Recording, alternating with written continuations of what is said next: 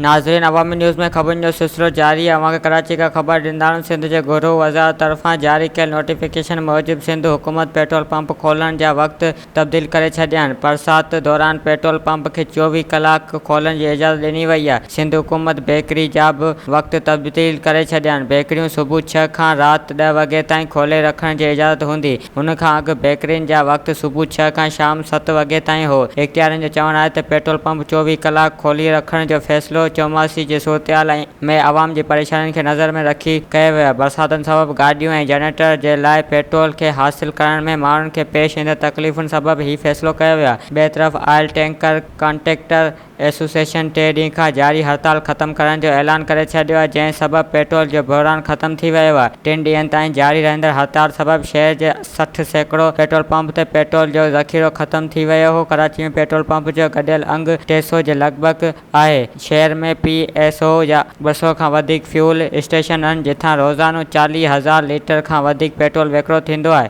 वधीक ख़बरुनि ऐं तफ़सील जे लाइ विज़िट कयो असांजी वेबसाइट awamiNewsHD.com ऐं ॾिसंदा रहो अवामी न्यूज़ HD।